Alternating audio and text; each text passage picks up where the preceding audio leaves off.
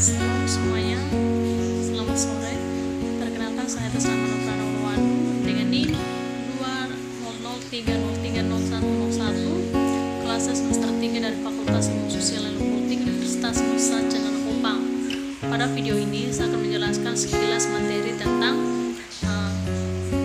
teknologi perubahan sosial dan perilaku manusia atau kuliah perubahan sosial budaya. Baik, saya akan menjelaskan bagian yang pertama dari materi ini tentang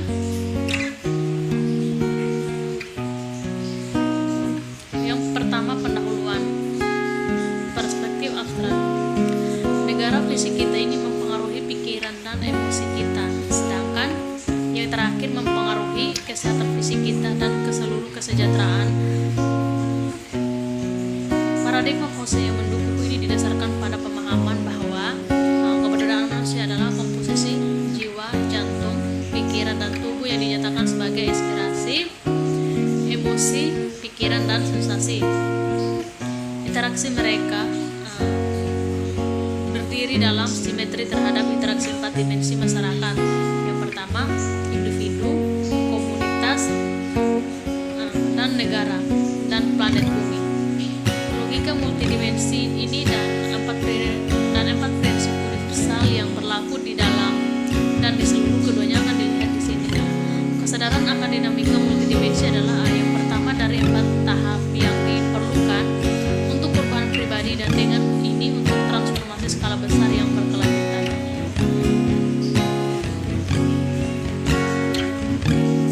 Nah, yang kedua, kita mulai di sini dengan prinsip-prinsip mengatur keberadaan kita, diikuti oleh beberapa dimensi yang mendukung siapa kita sebagai pribadi dan sebagai masyarakat.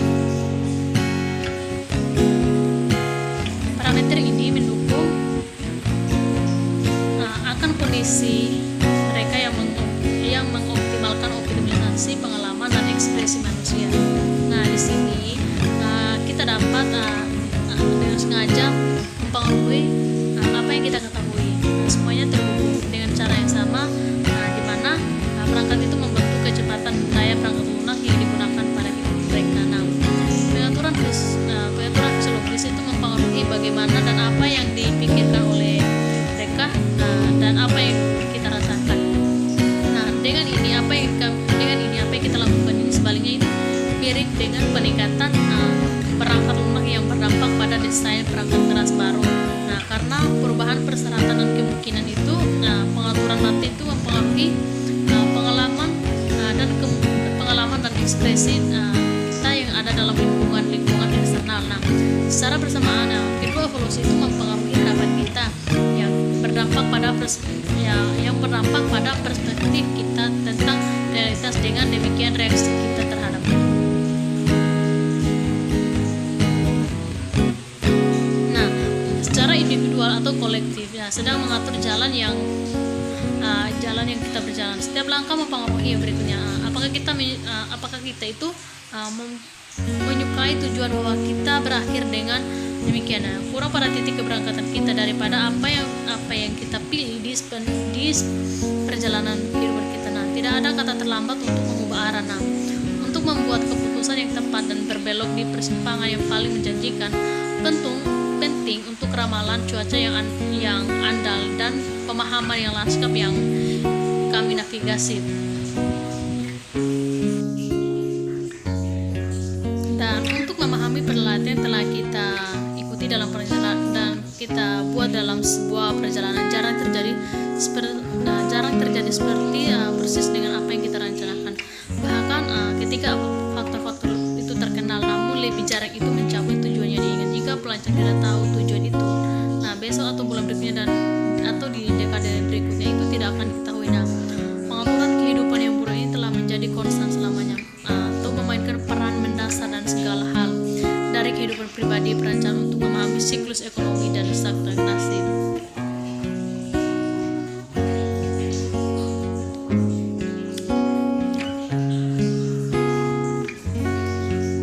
Prinsip kesejahteraan individu. Nah, prinsip kesejahteraan individu adalah penyebab dari konsekuensi dari kesejahteraan kolektif. Karena ada 4 prinsip yang mempengaruhi kedua bidang. Yang pertama, perubahan. Yang kedua, koneksi. Ketiga, kontinuitas. Dan keempat, saling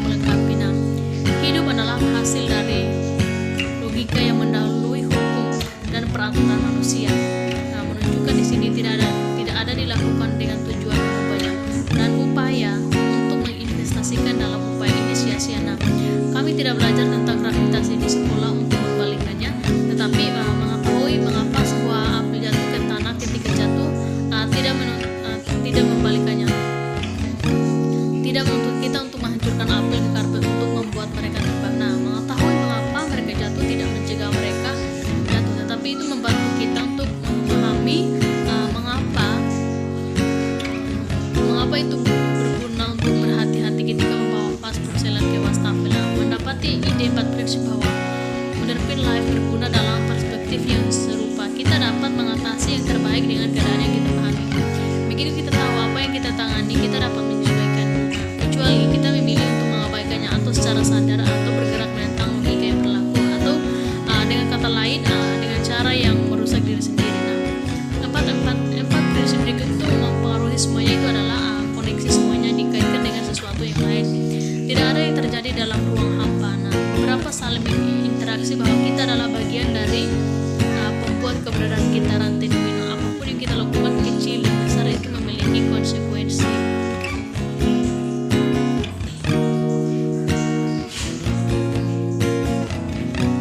Ini memiliki efek ria yang mempengaruhi keberadaan kita dan menjadi secara langsung dan tidak langsung. Itu ubahnya semua selalu berkembang, tidak ada yang tersisa. Evolusi adalah bagian dari siapa kita dan apa yang telah mengelilingnya. Menerima dinamika perubahan ini sangat diberikan adalah langkah pertama menuju manfaat dari pengaturan organ ini. Berpegangan pada properti posisi dan orang-orang mencoba memastikan keadaan atau mencoba mengendalikan apa yang secara inheren atau fluid atau mengarahkan energi dapat digunakan dengan lebih baik.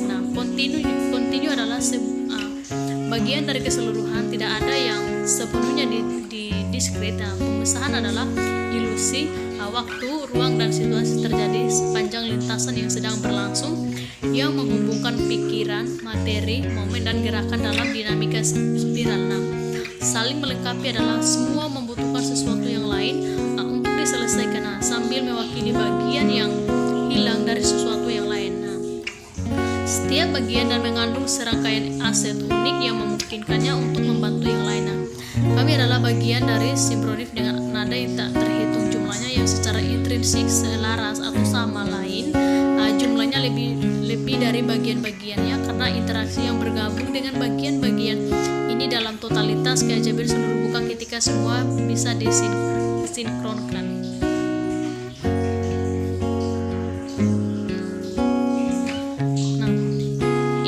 Individu fondasi hidup adalah dinamika dua kalium atau dua dimensi.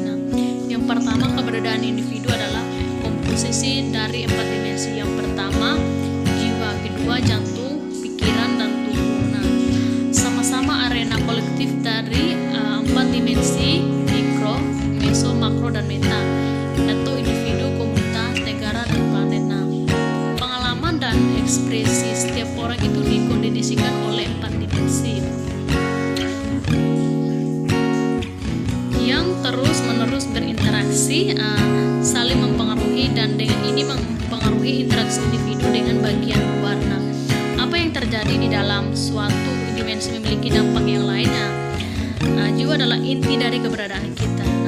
Mengidentifikasi dan memenuhi tujuan keberadaan kita adalah kita mengidentifikasi dan memenuhi tujuan keberadaan kita adalah awal dan penutupan kehidupan. Dalam proses hidup kita mendekatkan diri kita mendekati diri sendiri yang memungkinkan untuk berbagi versi olahan dari diri kita dengan orang lain. Setelah kita datang ke dekatan itu, diri terbaik kita adalah keinginan untuk peduli dan berbagi tim secara alami. Dan berani memulai perjalanan itu adalah bagian yang paling menantang dari jalan.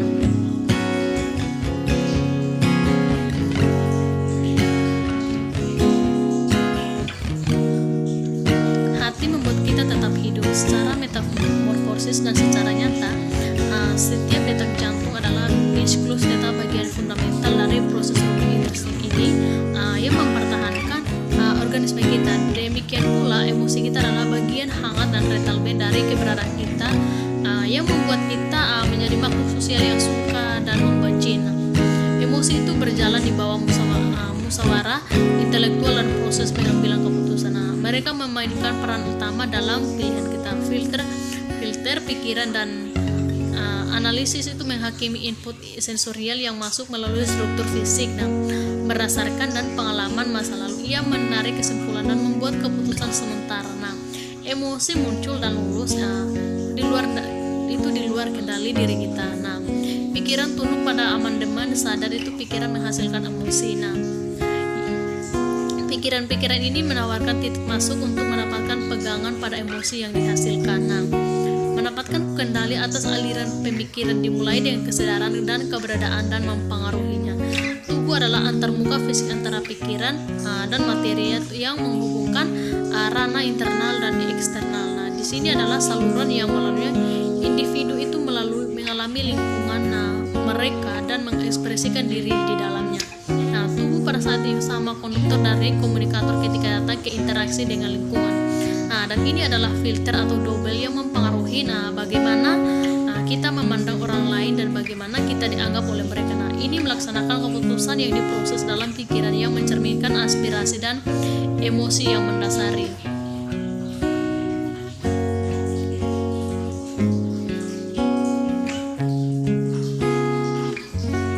Nah, setiap dimensi itu mempengaruhi yang lain dan dipengaruhi sebagai imbalan. Nah, pengalaman bersifat subjektif itu berasal dari pengaturan batin yang melewati situasi, pikiran dan emosi kita pada saat situasi mempengaruhi perspektif kita tentang situasi itu. Nah, berasal dari masa lalu itu melalui kenangan, sistem kepercayaan dan latar belakangnya. Mereka berdampak pada bagaimana kita menganalisis asupan sensorikal saat itu. Nah, bagaimana kita menganalisis asupan sensorikal saat itu. Nah, dan bagaimana juga kita mengalami lingkungan itu mempengaruhi bagaimana kita kita menyesuaikan diri di dalamnya. Nah, sebaliknya bagaimana kita mengekspresikan diri dalam situasi yang mempengaruhi pengalaman kita. Nah, di sini adalah perulangan berkelanjutan dari dalam ke luar dan dari luar ke dalam, dari masa lalu hingga saat ini, dari sini ke masa depan. Setiap tindakan bahkan yang diambil tanpa keyakinan kuat itu meninggalkan jejak di otak. Nah, pengulangan membuat jejak-jejak ini permanen yang mengubah cacing menjadi kebiasaan yang secara bertahap membentuk kepribadian kita itu karena hasilnya.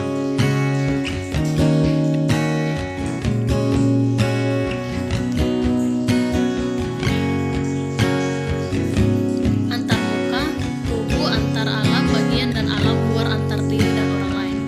Nah, ranah dari keberadaan kita terhubung dan terus saling mempengaruhi, berfungsi seperti membran atau defensi fisik. Tubuh berfungsi di satu sisi untuk mengalami lingkungan, dan di sisi lain untuk mengekspresikan diri di dalamnya. Aliran rangsangan kedua arah atau dinamis di dalamnya atau di luar dieksplorasi lebih lanjut. Indra kita itu berfungsi sebagai utusan untuk menghubungkan lingkungan bagian dalam dan di luar kita. Melihat membuat kita menjadi target utama untuk teknologi. Nah, perlu membedakan apa yang merupakan bagian dari toklit sensorial kami. Nah, mengikuti definisi suatu pengertian sebagai sekelompok sel sensori itu menanggapi fenomena fisik tertentu dan dengan sesuai dengan wilayah tertentu dari otak di mana sinyal diterima dan ditafsirkan. Ahli saraf memperluas 5 indera tradisional seperti penglihatan, sentuhan, audisi. Selain C tradisional, mereka meliputi thermopicture atau rasa.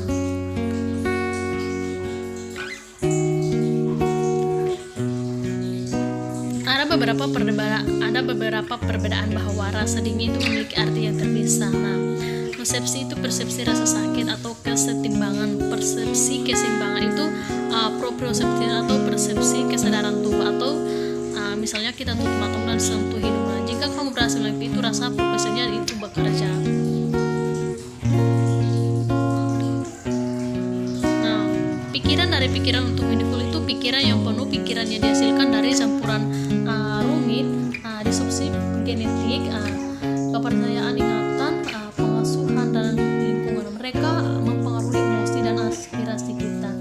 Nah, pengalaman dan ekspresi fisik kita dan mempengaruhi oleh mereka. Nah, hati memiliki alasan mana yang tidak tahu. Nah, proses pemikiran menawarkan titik masuknya untuk mempengaruhi emosi kita secara sistematis karena meskipun